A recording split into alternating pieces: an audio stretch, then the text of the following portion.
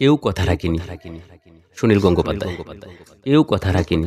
৩৩ বছর কাটলো, কেউ কথা রাখেনি। ছেলেবেলায় এক বৈষ্ণবী তার আগমনী গান হঠাৎ থামিয়ে বলেছিল, শুক্লা দ্বাদশীর দিন অন্তরাটুকু শুনিয়ে যাবে।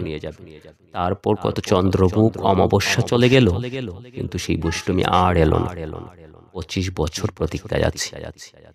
মামা বাড়ির মাঝি নাদের আলী বলেছিল, বড় হও দাদাটা কোট, তোমাকে আমি ৩ প্রহরের ফিল দেখাতে নিয়ে যাব। সেখানে পদ্মফুলের মাথায় সাপ আর ভ্রমর খেলা করে। নাদের আলী, আমি আর কত বড় হব? আমার মাথায় এগোরের চাঁদ পুরো আকাশ স্পর্শ করলে তারপর তুমি আমাকে ৩ প্রহরের ফিল দেখাবে? একটাও রয়্যালগুলি কিনতে পারিনি কখনো। লাঠি লজেন্স দেখিয়ে দেখিয়ে চুষেছে লস্কর বাড়ির ছেলেরা। বিক্রির মতো চৌধুরীদের ঘেটে দাঁড়িয়ে দেখেছি, ভিতরে রাস উৎসব।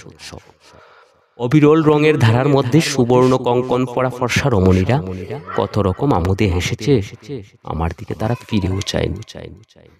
বাবা আমার কাজ ছুঁয়ে বলেছিলেন, দেখিস একদিন আমরাও। বাবা এখন অন্ধ, আমার দেখা হয়নি কিছুই। সেই রয়্যালগুলি, সেই লাঠি লজেন্স, সেই রাস উৎসব আমায় কেউ ফিরিয়ে দেবে না। বুকের মধ্যে সুগন্ধি রুমাল রেখে বরুণা বলেছিল, যেদিন আমার সত্যিকারের ভালোবাসবে সেদিন আমার বুকেও এরকম আতরের গন্ধ হবে। ভালোবাসার জন্য আমি হাতের মুঠোয় প্রাণ নিয়েছি। দুরন্ত ষাঁড়ের চুকে বেঁধেছি লাল কাপড়। বিশ্ব সংসার তন্ন তন্ন করে খুঁজে এনেছি ১০৮টা নীলপদ্ম। তবুও কথা রাখেনি বরুণা। এখন তার বুকে শুধুই মাংসের গন্ধ। এখনো সে যে কোনো নারী। কেউ কথা রাখেনি। ৩৩ বছর কাটলো, কেউ কথা রাখেনি।